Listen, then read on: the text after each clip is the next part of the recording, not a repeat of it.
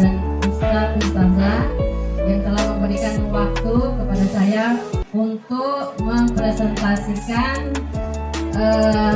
budaya positif.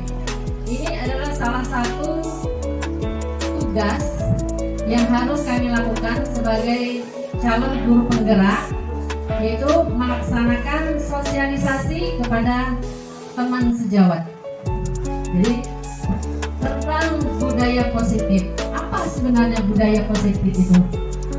Budaya positif itu sebenarnya sudah sering kita lakukan terhadap anak-anak kita, yaitu hal-hal yang bisa kita lakukan di kelas atau di sekolah yang bisa menanamkan nilai-nilai kebajikan.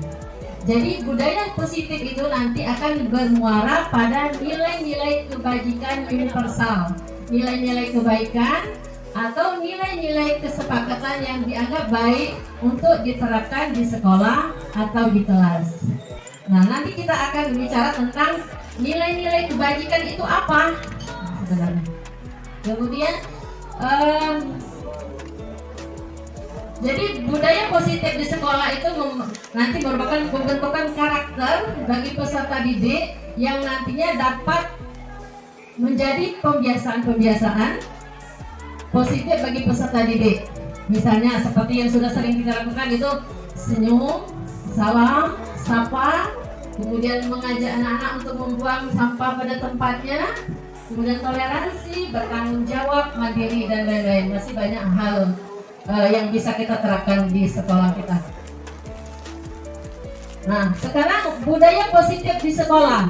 Nanti ada terdiri dari 6 yang akan kita bahas. Yang pertama, disiplin positif dan nilai-nilai kebajikan. Jadi apa disiplin positif dan apa nilai-nilai kebajikan nanti. Kemudian yang kedua, teori motivasi, hukuman dan penghargaan. Kemudian yang ketiga, nanti ada keyakinan kelas. Nanti bisa diterapkan oleh guru maupun wali kelas, keyakinan kelas ya.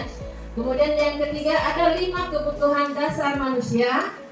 Yang kelima, ada 5 posisi kontrol. Kita sebagai guru, sebagai wali kelas, bisa untuk mengatasi masalah dengan 5 posisi kontrol. Kemudian yang keenam, segitiga restitusi. Nanti ada segitiga restitusi, nanti kita bahas. Yang pertama, disiplin positif dan nilai-nilai kebajikan. Kalau kita mendengar kata disiplin, itu pasti bayangan kita itu ada peraturan. Kemudian ada hukuman. Kalau kita mendengar kata disiplin. Nah, tapi seringkali kita menghubungkan antara disiplin dengan hukuman, padahal itu sebenarnya berbeda ya. Jadi budaya kita, makna kata disiplin itu dimaknai menjadi sesuatu yang dilakukan seseorang pada orang lain untuk mendapatkan kepatuhan. Itu disiplin. Kemudian apa nilai-nilai kebajikan? Nanti. Nah, ini enggak salah. Nah, nilai-nilai kebajikan yang dimaksud di sini, karena kita sudah mengacu pada profil pelajar Pancasila, itu yang diutamakan itu ada 5. Yang pertama, beriman, bertakwa kepada Tuhan Yang Maha Esa, berakhlak mulia, mandiri, bernalar kritis, berkebinekaan, ini terputus, berkebinekaan global, bergotong royong, kreatif. Tetapi masih banyak nilai-nilai kebajikan lain. Misalnya mandiri tadi, toleransi, antusias, kreativitas, kerjasama, tolong menolong, dan lain-lain. Kemudian teori motivasi, hukuman dan penghargaan. Jadi ada salah satu dari luar negeri, Diana Dawson, itu dalam bukunya Recruiting School itu menyatakan ada 3 motivasi perilaku manusia. Sama juga dengan siswa-siswa kita. Mereka melakukan sesuatu karena ada motivasinya. Apa motivasinya? Yang pertama, itu untuk menghindari ketidaknyamanan atau hukuman. Biasanya siswa kita itu kalau ditanya kenapa mengerjakan tugas, ada alasannya supaya tidak dihukum. Nah, itu ada alasan yang pertama. Kemudian yang kedua, untuk mendapatkan imbalan atau penghargaan dari orang lain. Ada alasannya lagi, karena kadang-kadang kita mengiming-imingnya siswa, oh kalau kamu udah dapat nilai seperti itu, saya akan beri hadiah. Nah, jadi itu seperti motivasi yang kedua. Kemudian yang ketiga, untuk menjadi orang yang mereka inginkan dan menghargai diri sendiri dengan nilai-nilai yang mereka percaya. Jadi pada tahap ketiga ini, mereka melakukan sesuatu atas dasar kesadaran diri. Berarti memang mereka sudah paham, oh ini memang kewajiban saya. Oh memang ini yang harus saya lakukan. Jadi ini berasal dari diri sendiri, bukan dari luar. Kalau yang ke satu dan kedua ini faktor yang mempengaruhinya adalah faktor eksternal dari luar. Ada iming-iming tertentu. Kalau yang ketiga ini memang dari dalam dia sendiri, dari diri sendiri. Kemudian yang selanjutnya ada keyakinan kelas. Nah, keyakinan kelas itu apa? Jadi keyakinan kelas itu adalah nilai-nilai kebajikan yang disepakati antara guru dengan siswa di kelas atau di sekolah. Jadi ada kesepakatan. Kalau dulu biasanya kita apalagi awal-awal pertemuan kita sering disebut dengan kesepakatan kelas. Kan ada perjanjian dengan guru atau wali kelas. Mungkin ada beberapa di antara teman-teman yang sudah menerapkan itu sebelum melakukan pembelajaran ada kesepakatan kelas dulu istilahnya. Kalau sekarang istilahnya menjadi keyakinan kelas. Jadi ada kesepakatan tertentu. Nah, apa saja nanti kesepakatannya nanti kita lihat. Peraturan atau keyakinan kelas. Jadi antara peraturan dengan keyakinan kelas itu berbeda nanti. Kalau peraturan kelas itu biasanya tidak boleh terlambat, itu ada peraturan. Dilarang mengganggu orang lain. Kemudian tidak boleh ada kekerasan. Itu kalau kita masih bisa menggunakan kata tidak. Kemudian dilarang atau jangan. Nah, kalau di keyakinan kelas kata-kata itu tidak boleh lagi. Karena pada keyakinan kelas dia harus menggunakan kata-kata yang bersifat positif. Ya, kata-kata yang bersifat positif. Jadi datang tepat waktu. Jadi langsung kalimat positif maksudnya, tidak ada kata tidak atau tidak ada kata jangan, tidak boleh lagi menggunakan kata-kata yang negatif. Kemudian saling menghormati orang lain, kemudian menghargai orang lain. Jadi itu kata-kata kuncinya yang untuk membuat keyakinan kelas. Kemudian keyakinan kelas, bagaimana keyakinan kelas itu? Keyakinan kelas itu bersifat lebih abstrak daripada peraturan. Kalau peraturan itu kan lebih rinci, lebih konkret. Kemudian keyakinan kelas itu berupa pernyataan-pernyataan umum yaitu universal, menghormati seperti itu. Kemudian pernyataan keyakinan kelas senantiasa dibuat dalam bentuk positif. Nah, dalam bentuk positif tadi jangan menggunakan kata tidak, jangan menggunakan kata jangan atau dilarang. Nah, tidak ada lagi kata-kata itu. Kemudian keyakinan kelas itu hendaknya tidak terlalu banyak sehingga mudah diingat, dipahami oleh semua warga kelas. Ya. Jadi nanti kalau kita sudah membuat keyakinan kelas, kita tempelkan di dinding kelas biar anak itu ingat, biar mereka tahu, oh mereka sudah punya keyakinan kelas. Kemudian keyakinan kelas itu sebaiknya sesuatu yang dapat diterapkan di lingkungan tersebut, atau di lingkungan kelas atau di lingkungan sekolah. Itu yang kita utamakan. Nanti semua warga kelas hendaknya ikut berkontribusi dalam pembuatan keyakinan kelas lewat kegiatan curah pendapat. Jadi pada saat kita membuat keyakinan kelas, semua siswa itu dimintai pendapat masing-masing. Jadi keyakinan kelasnya menurut siswa anak misalnya apa keyakinan kelas. Jadi setiap siswa itu mengumpulkan keyakinan kelasnya. Kemudian, hukuman, konsekuensi, dan restitusi.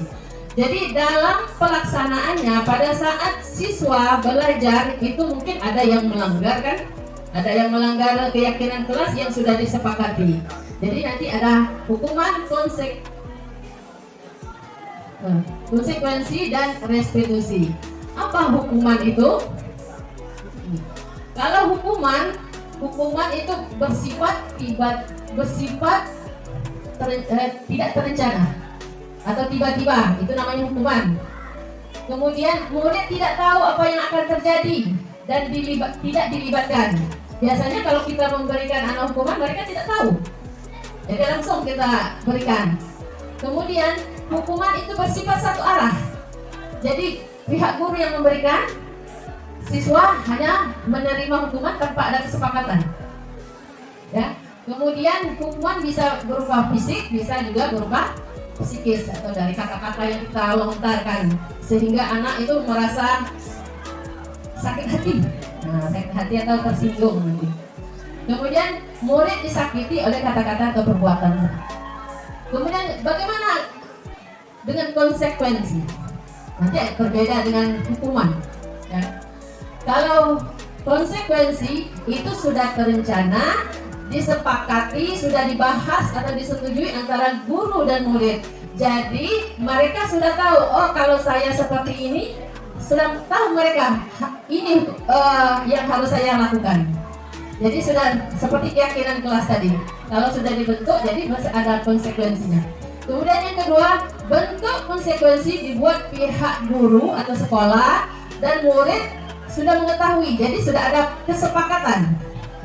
Makanya kita buat keyakinan kelas tadi. Kemudian yang ketiga, konsekuensi akan diterima bila ada pelanggaran. Ya itu ada konsekuensinya kalau terjadi pelanggaran. Kemudian yang selanjutnya, pada konsekuensi murid tetap dibuat tidak nyaman untuk jangka waktu yang pendek. Memang mereka tetap tidak nyaman dengan ada konsekuensi itu, tetapi mereka tidak terlalu lama. Berbeda dengan hukuman. Kalau akibatnya agak panjang. Kemudian konsekuensi diberikan berdasarkan suatu data yang umumnya dapat diukur. Misalnya murid sudah 3 kali tidak mengerjakan tugasnya, apa konsekuensinya? Kan ada di sana nanti. Kemudian restitusi. Restitusi itu adalah proses menciptakan kondisi bagi murid untuk memperbaiki kesalahan mereka. Jadi sehingga mereka bisa kembali pada kelompok mereka dengan karakter yang lebih baik. Jadi nanti pada tahap siswa sudah ada melakukan pelanggaran, langkah-langkah yang harus kita lakukan ada yang disebut dengan restitusi. Jadi restitusi merupakan proses kolaboratif yang mengajarkan murid untuk mencari solusi untuk masalah mereka. Jadi pada tahap restitusi ini, siswa yang menyelesaikan permasalahan, yang dituntut untuk menyelesaikan permasalahannya sendiri, kemudian dibantu oleh guru. Kemudian selanjutnya 5 kebutuhan dasar menurut William Fraser dalam Swiss Theory. Nah, kenapa anak-anak melanggar atau melanggar keyakinan kelas yang sudah disepakati? Mungkin ada beberapa faktor yang mempengaruhinya. Ada 5 kebutuhan dasar manusia. Yang pertama, bertahan hidup. Yang kedua, kasih sayang dan merasa diterima. Kemudian yang ketiga, kebutuhan akan kebebasan. Kemudian yang keempat, kebutuhan akan kesenangan. Dan kelima, kebutuhan akan kemuasaan.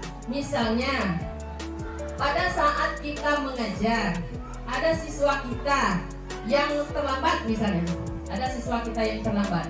Kemudian alasannya, kadang-kadang kan ada alasan anak, maaf bu, saya tadi membantu orang tua saya mempersiapkan, misalnya anak ibunya berdagang, misalnya. Berarti itu bertahan hidup alasannya.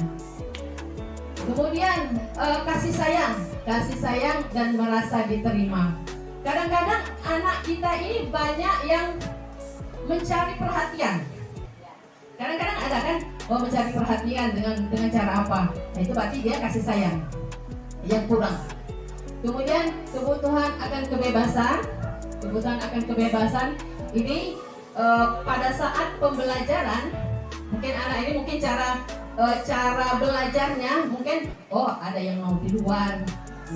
Jadi nanti kita bagaimana cara menyikapinya nanti. Kemudian kebutuhan akan kesenangan, kadang-kadang anak suka bernyanyi atau misalnya mereka suka dol, jadi otomatis mereka ke dol itu. Nah, jadi itu kebutuhan akan kesenangan. Jadi bagaimana cara nanti menanganinya bisa nanti kita lihat pada tahap restitusi. Kemudian kebutuhan akan penguasaan. Kebutuhan akan penguasaan ini misalnya pada saat kita memberikan anak tugas atau tugas di rumah misalnya, kemudian anak tersebut tidak mengerjakan. Nah, alasannya, maaf Bu atau maaf Ustazah, kami kurang paham. Jadi anak tuh belum memahami apa yang kita berikan. Jadi penguasaannya itu masih kurang. Jadi itu 5 kebutuhan dasar manusia. Kemudian 5 posisi kontrol. Nah, 5 posisi kontrol ini kalau ditanya kemarin pada saat materi ini, apakah posisi ibu pada saat menyelesaikan masalah di sekolah atau dengan siswa menempatkan posisi di mana di antara 5 ini? Saya rasa saya sudah pernah melakukan semua. Posisi penghukum, kemudian posisi pembuat rasa bersalah, kemudian teman sebagai pemantau dan sebagai manajer. Jadi posisi kita sebagai seorang guru atau sebagai kepala sekolah dalam menyelesaikan permasalahan kita di posisi yang mana? Apa kita sebagai penghukum? Apa kita sebagai pembuat rasa bersalah? Atau teman, atau pemantau, atau manajer? Dari kelima ini, yang paling diharapkan itu seorang guru itu sebenarnya pada posisi manajer, ya, posisi manajer itu yang paling diharapkan. Tetapi kadang-kadang kalau di pelaksanaannya tapi kita selalu berusaha supaya kita bisa mencapai ini. Nah, penghukum, bagaimana posisi sebagai penghukum? Kalau sebagai penghukum, biasanya kalau kita sebagai penghukum, misalnya ada anak yang terlambat, ya kita kasih contoh dulu yang anak yang terlambat misalnya. Biasanya posisi kita sebagai penghukum, namanya penghukum, biasanya marah-marah, mimik muka kita bagaimana, kemudian kata-kata yang kita lontarkan itu agak kasar, nah seperti itu.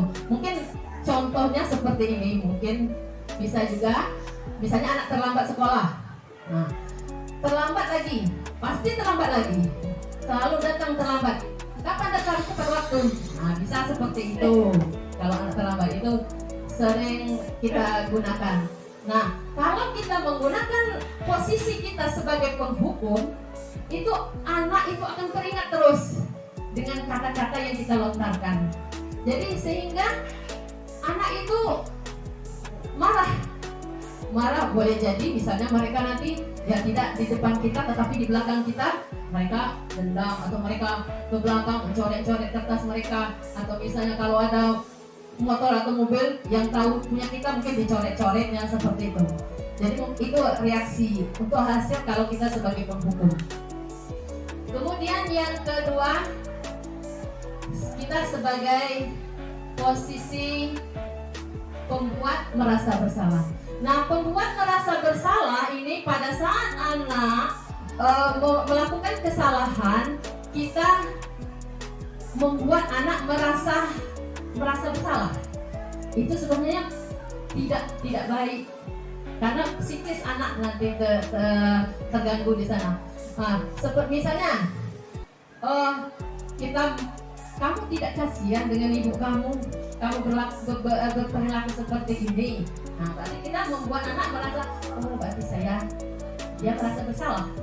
Nah, itu sebenarnya tidak dibolehkan seperti itu.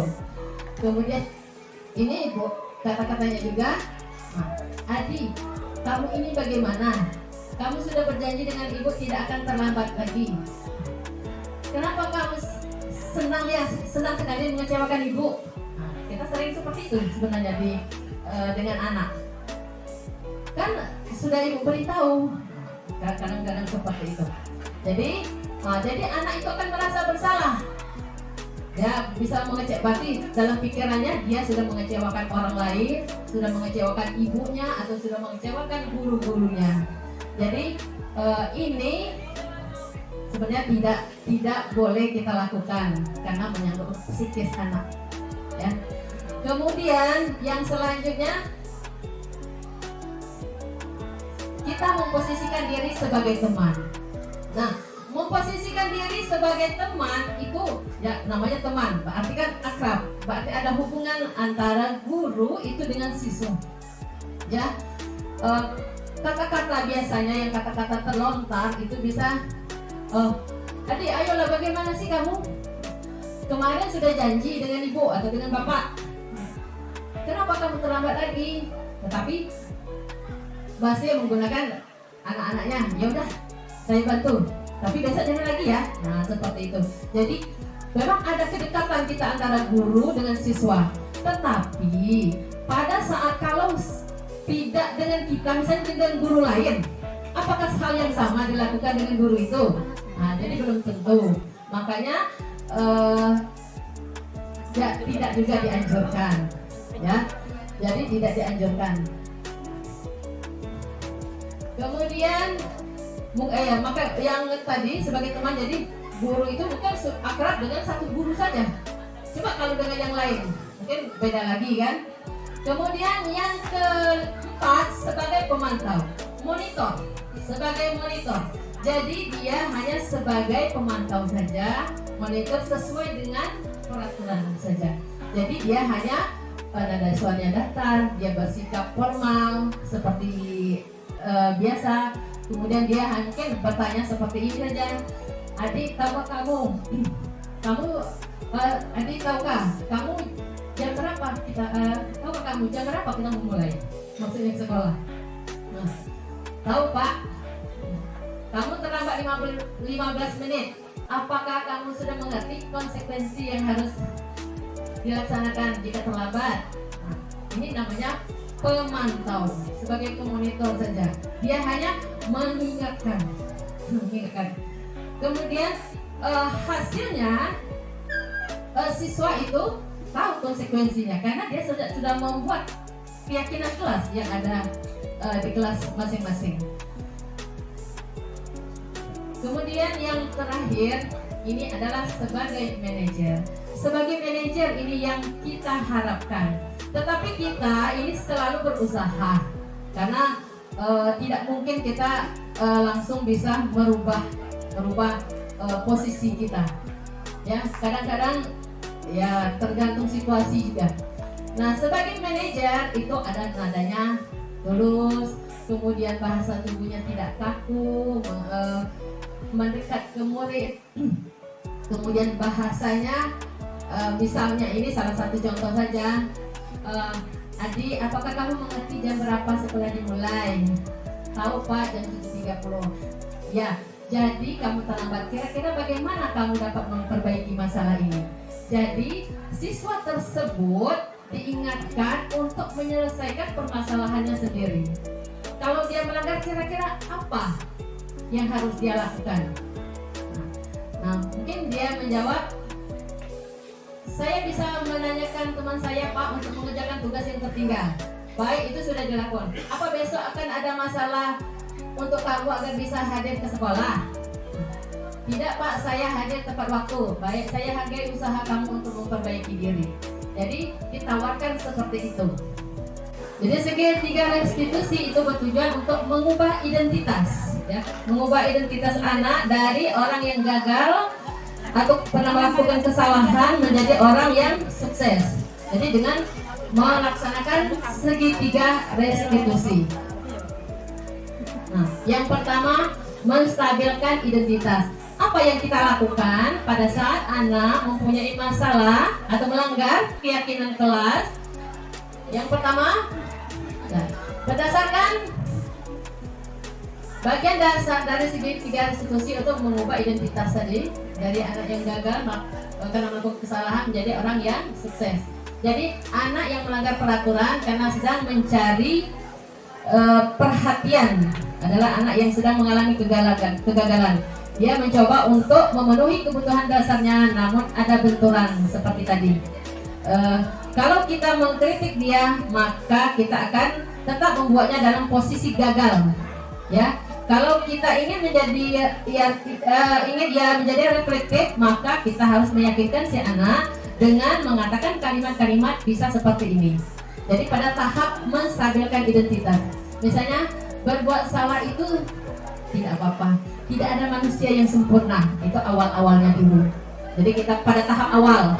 Kemudian saya juga pernah melakukan kesalahan. Nah, itu supaya anak tidak merasa langsung kita menjudge ini salah. Nah, jangan dulu maksudnya langsung disalahkan seperti itu. Kemudian tahap yang kedua itu validasi tindakan yang salah. Nah, apa yang salah di sana? Kemudian kita bisa menggunakan kalimat-kalimat padahal kamu bisa melakukan yang lebih buruk dari yang ini ya. Atau kamu pasti punya alasan mengapa kamu melakukan itu. Misalnya dia mengganggu temannya misalnya. Kemudian kamu patut bangga pada dirimu sendiri karena kamu telah melindungi sesuatu yang penting buat kamu. Misalnya kalau ada anak yang membela diri maksudnya. Kemudian yang ketiga itu sesi menanyakan keyakinan. Jadi pada tahap ini kita kan kemarin sudah pada tahap sebelum ini kita sudah melaksanakan keyakinan kelas. Jadi pada tahap keyakinan kelas itu anak-anak kita mengingatkan kembali dengan anak. Kita sudah melakukan keyakinan kelas. Nah, apa nilai-nilai umum yang kita setelah sepakati? Yang sudah kita adakan perjanjian, sudah ditandatangani di dalam kelas. Itu baru kita ingatkan. Kemudian pertanyaan-pertanyaan yang bisa untuk menanyakan keyakinan kelas seperti ini. Ya. Apa bayangan kita tentang kelas yang ideal? Kemudian kamu mau jadi orang seperti apa? Nah, seperti itu pertanyaan-pertanyaan untuk menanyakan keyakinan kelas. Mungkin ini saja untuk materi yang pada tahap budaya positif. Mungkin nanti kita berbagi atau sharing, mungkin ada di antara teman-teman yang pernah sudah melaksanakan sebenarnya, tetapi mungkin pada saat kita belum mengetahui materi ini, kita kan belum tahu, oh ini segitiga restitusi, oh ini kontrol kita sebagai penghukum, atau kita melaksanakan sebagai manajer, atau mungkin kita sudah melaksanakan semua. Mungkin ada dari Bapak Ibu yang ingin berbagi, mungkin posisi kontrol apa yang sudah pernah kita laksanakan di dalam kelas. Silakan. Silakan. Buat jadi nanti di welcome dulu.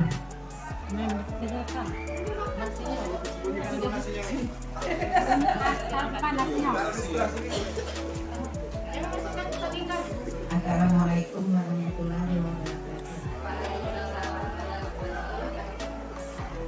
Saya selama ini jadi sebagai guru, merasa itu sebagai penghukum kalau nakal. Tapi yang saya bingung itu yang menjadi manajer itu gimana dulu?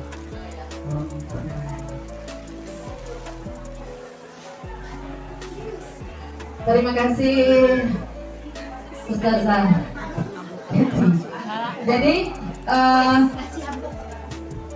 Ustazah Teti tadi menyatakan bahwa dia melaksanakan atau sering melaksanakan sebagai penghukum. Nah, ya mungkin ya ada beberapa teman kita, termasuk mungkin saya sendiri pernah juga mungkin sering melakukan sebagai penghukum. Ya, kemudian ibu tadi bertanya posisi yang manajer itu yang seperti apa? Nah, kita lihat nanti di sini tadi sebagai manajer itu kita sebagai kita maksudnya tidak langsung menjudge anak itu, oh kamu salah seperti itu. Jadi pertama kita mungkin didekati, kita lihat dulu di sini ada pendekatan secara ini dengan anak, secara baik dengan anak, kemudian kita seperti ini, manajer.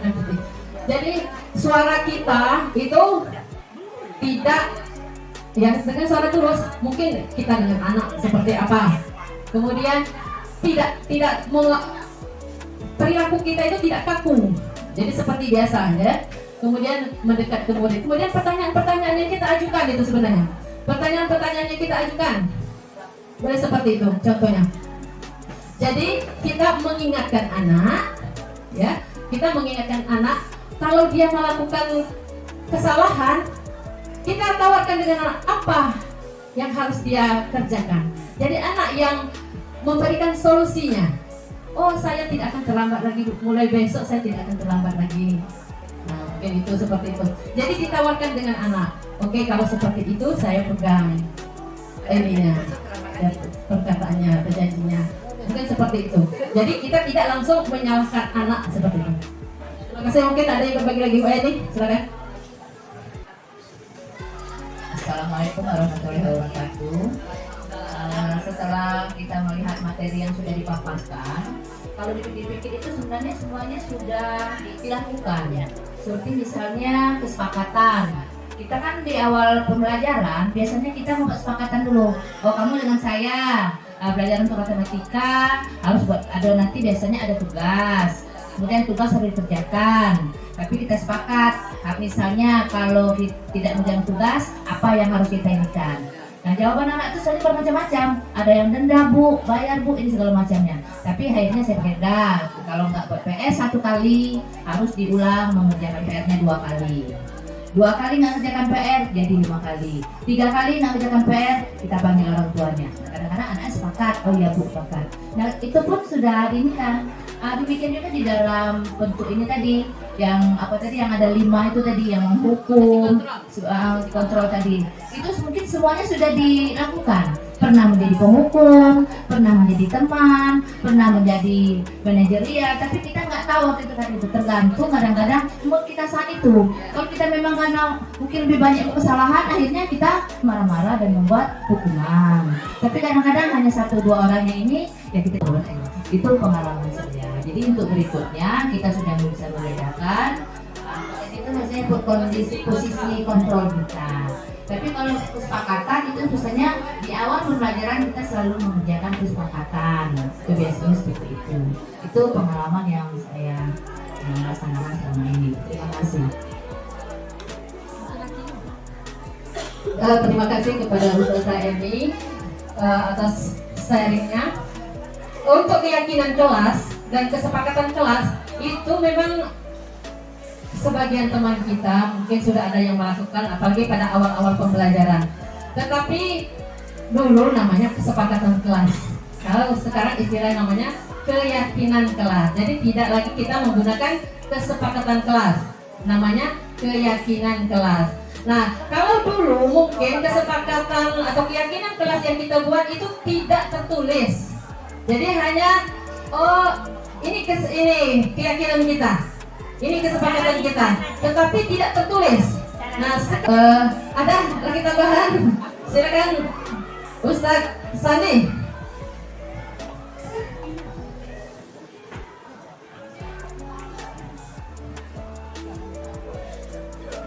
Terima kasih atas kesempatan yang diberikan.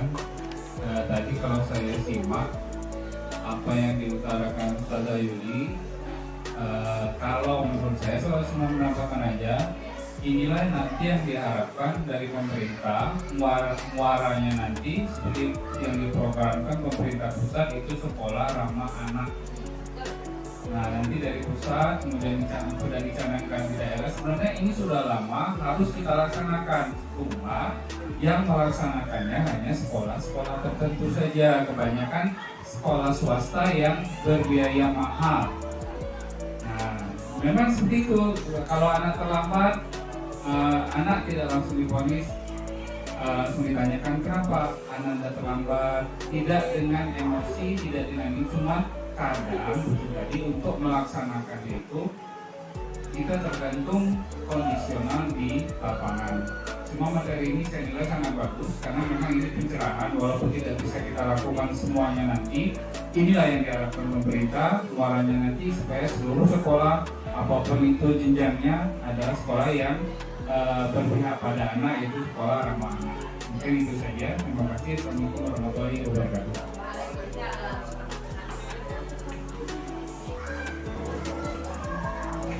terima kasih kepada Ustadz Santi yang telah memberikan tambahan untuk jawaban tadi. Benar sekali, muara dari semua ini adalah kita mengharapkan sekolah yang ramah anak. Itu kita berusaha, walaupun belum sedikit demi sedikit memperbaiki diri, kemudian menerapkan di kelas masing-masing. Mungkin nanti bisa wali kelasnya membuat keyakinan kelas yang sudah nanti akan disepakati, biar nanti kalau ada pelanggaran bisa diingatkan lewat keyakinan kelas yang ada ditempel di kelas nanti ditempel nanti. Mungkin itu saja untuk materi hari ini. Saya ucapkan terima kasih atas perhatiannya. Mohon maaf atas segala kesalahannya. Saya akhiri dengan wabillahi taufik wal hidayah. Wassalamualaikum warahmatullahi wabarakatuh. Assalamualaikum warahmatullahi wabarakatuh. Perkenalkan, nama saya Sandi Aryadi Esos. Saya mengajar di kelas 7 SMP Negeri 13 Kota Bengkulu, mata pelajaran IPS. Di sini saya akan menyampaikan testimoni tentang keyakinan kelas dalam menerapkan budaya positif dari materi yang sudah disampaikan oleh Ibu Yuli Artini SPD. Menurut saya, materi tentang budaya positif ini sangat diperlukan untuk menggerakkan anak peserta didik atau pelajar yang ada di sekolah untuk bergerak lebih ke arah yang baik dan positif, serta yang bermuara pada penguatan karakter siswa yang lebih bagus dan lebih positif. Dalam hal ini, Ibu Yuli sebagai calon guru penggerak telah usaha untuk menggerakkan siswa dalam partisipasi positif ini sangatlah bagus untuk kedepannya, yang nantinya akan bermuara pada penciptaan lingkungan sekolah yang ramah anak, di mana anak-anak maupun tenaga pengajar itu semuanya sudah menerapkan budaya positif dengan keyakinan positif yang ada, sehingga nanti untuk keseluruhannya semuanya akan menjadi lebih bagus, lebih baik, lebih positif, dan lebih berkarakter. Demikian testimoni dari saya. Assalamualaikum warahmatullahi wabarakatuh. Assalamualaikum warahmatullahi wabarakatuh. Perkenalkan, nama saya Giza Miski Firta dari kelas 9E SMP Negeri 13 Kota Bengkulu. Keyakinan kelas merupakan hal-hal positif atau hal-hal baik yang perlu dikembangkan di sekolah maupun di kelas. Alhamdulillah, kelas kami bersama dengan Ibu Yuli telah membuat keyakinan kelas sesuai dengan kesepakatan.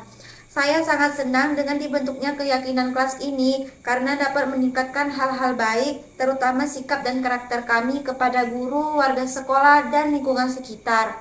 Terima kasih. Wassalamualaikum warahmatullahi wabarakatuh.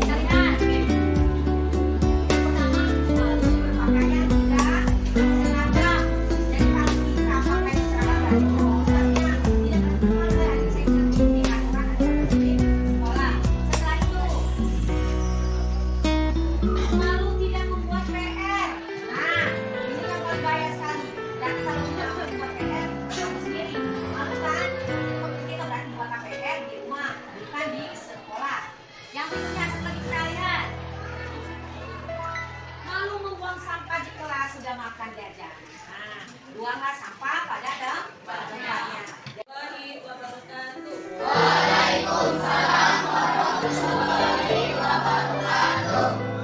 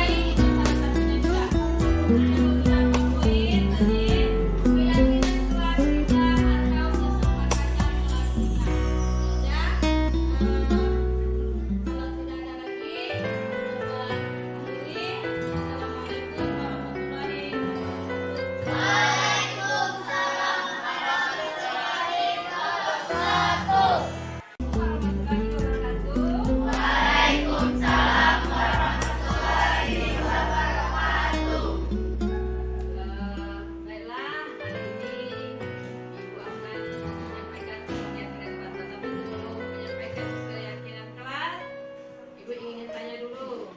Apa kabar hari ini? Alhamdulillah.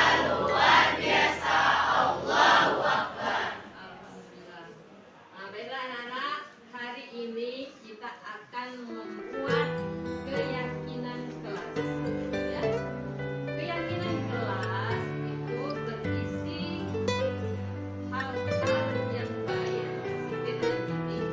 Nah, kita akan mengenal apa yang disebut dengan budaya positif.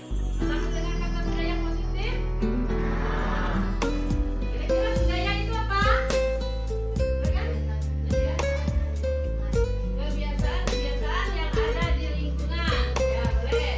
Kemudian positif. Positif itu apa? Benar. Hal-hal yang baik. Jadi budaya positif itu apa? Kebiasaan-kebiasaan yang baik atau nilai-nilai yang baik yang ada di lingkungan, baik di sekolah, di masyarakat, atau bisa juga di kelas. Nah, apa saja nilai-nilai baik yang bisa kita laksanakan atau kita terapkan di sekolah atau di kelas? Hal-hal yang baik apa saja yang pernah kamu lakukan? Buang sampah pada tempatnya. Lagi. Senyum. Menghormati guru. Boleh. Lagi. Menyapa. Menghargai teman. Boleh. Apa lagi? Membersihkan kelas. Ya, apa lagi nak? Apa lagi? Datang tepat waktu. Mengerjakan tugas dengan baik. Berdoa. Salawat. Kemudian solusi hal baik. Ya. Jadi hal-hal baik yang bisa kita terapkan di kelas, ya, terutama. Nah, sekarang bagaimana cara kita membuat keyakinan kelas itu? Pertama yang harus kalian perhatikan, pada saat membuat keyakinan kelas tidak boleh menggunakan kata tidak, ya, atau jangan. Tidak boleh. Tetapi pada keyakinan kelas kita harus menggunakan kalimat-kalimat yang positif. Kalau dia menggunakan kata tidak, berarti kalimatnya negatif. Ya, misalnya tidak boleh datang terlambat. Itu tidak tepat untuk keyakinan kelas. Tapi datanglah tepat waktu. Ya, kemudian tidak boleh saling membenci. Itu kan kalimatnya kalimat negatif. Tetapi kalimat positifnya saling menghargai atau menghormati. Ya, jadi karena keyakinan kelas itu adalah hal-hal yang kita sepakati nanti. Kalau kita sudah membuat keyakinan kelas, maka kita semua itu sudah sepakat untuk melaksanakan hal tersebut.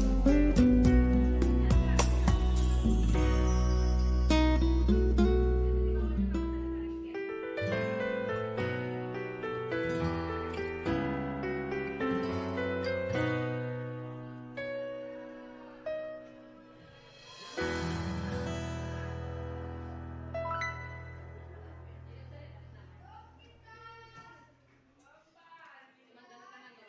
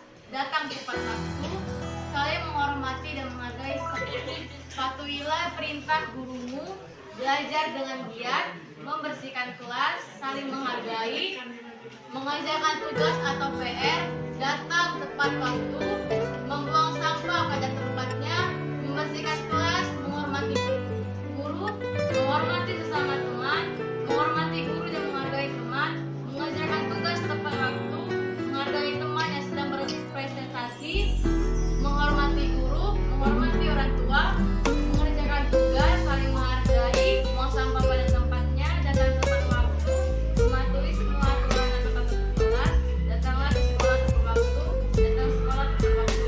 Sekian. Terima kasih. Assalamualaikum warahmatullahi wabarakatuh. Waalaikumsalam warahmatullahi wabarakatuh.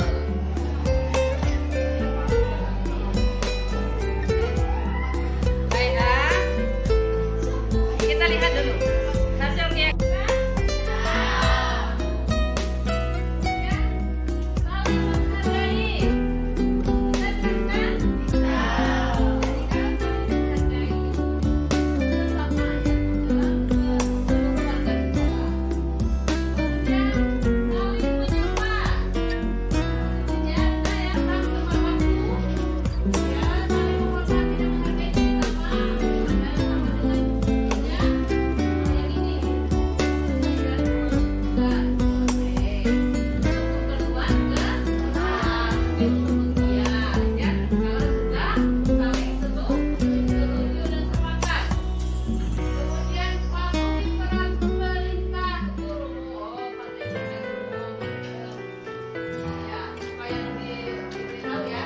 Belajar dengan giat. Absen kelas, ajar mama temanya. Kemudian saling menghargai ya. Mengerjakan tugas atau PR depan waktu.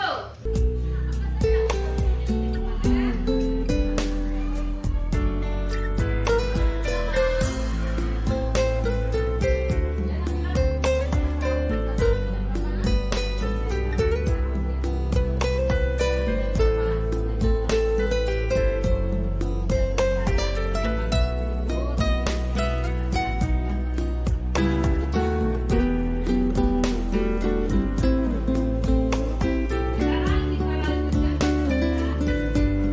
lanjutkan yang ketiga. Selain tema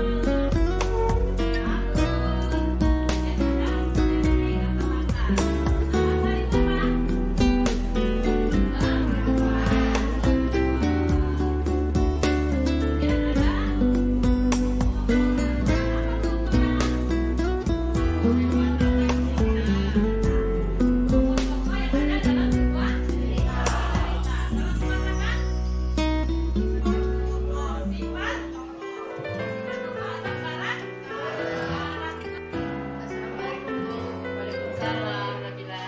Ibu, Ibu terima kasih saya. Ya, silakan duduk dulu. Ya, tadi memang ibu memanggil kamu ke sini. Mungkin Nabila tahu kenapa. Ya Bu, saya tahu karena tadi saya terlalu